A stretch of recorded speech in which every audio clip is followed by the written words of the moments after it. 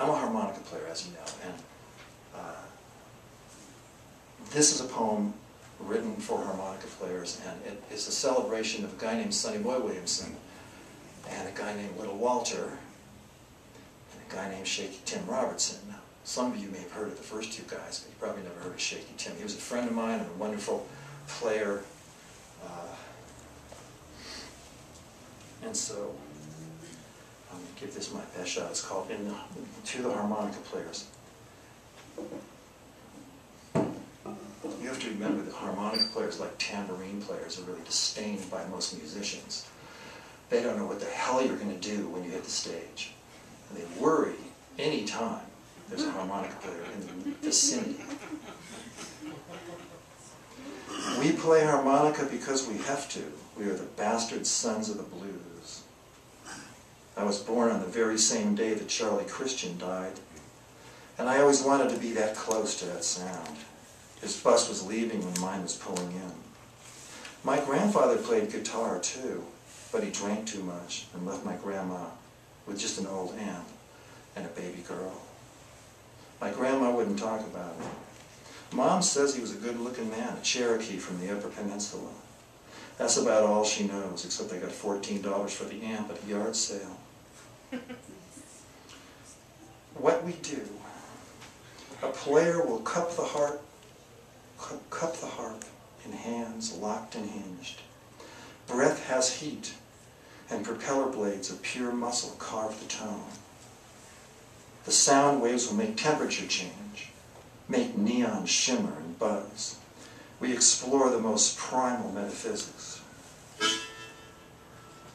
God and the devil in a hot debate about sin, temptation, and glory and faith.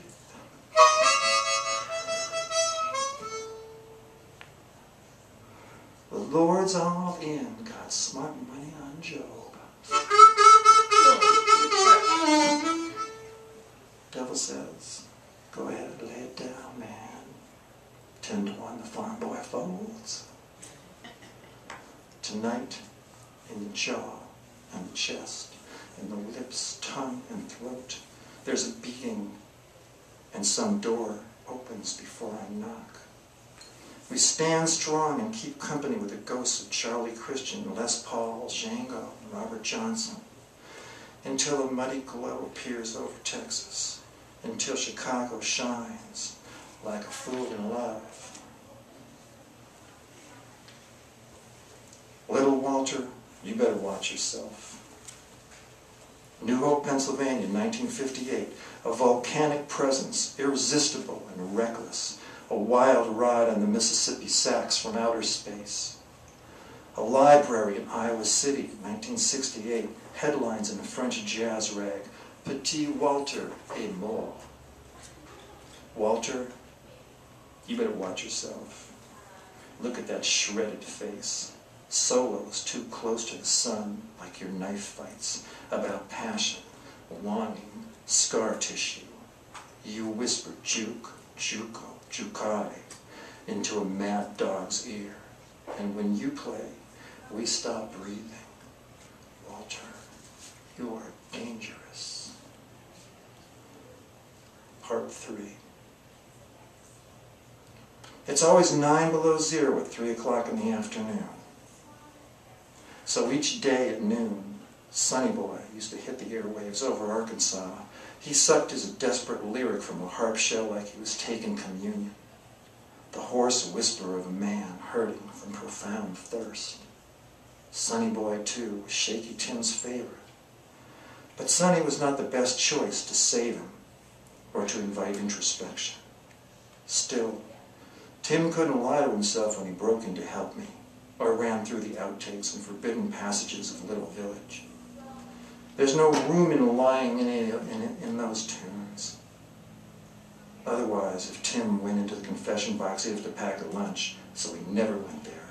He rolled through the ambiguous teachings of his broken brother and his wine-soaked dad, both preachers. He wasn't with the church. He found his comfort in Sonny Boy. He learned to work the harmonica, make it growl in the lower register. so there was an edge to it. If you read Dante, you know that where you lose the thread, that's where you make your bed. And Tim lost it somewhere in the 13th canto. When he went down hard. And he stayed down like a root ball. He died in the bathroom on cool tile, in a space that barely accommodated his fallen frame. He was dead before he hit the floor. The report said heart failure, but that was a metaphor and everybody but Shaky's mom knew exactly what it meant. Shaky Tim was buried 6 feet beneath the cliffs at Carpinteria, with his sea harp on his chest. The wind is almost finished forgetting about him, and it's the wind that has the last word.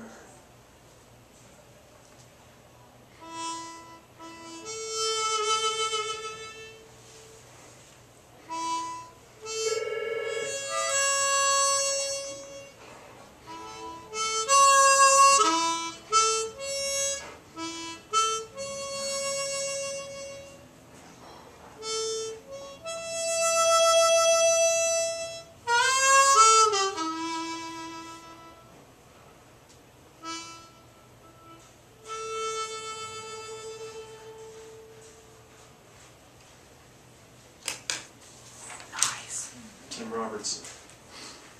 Now,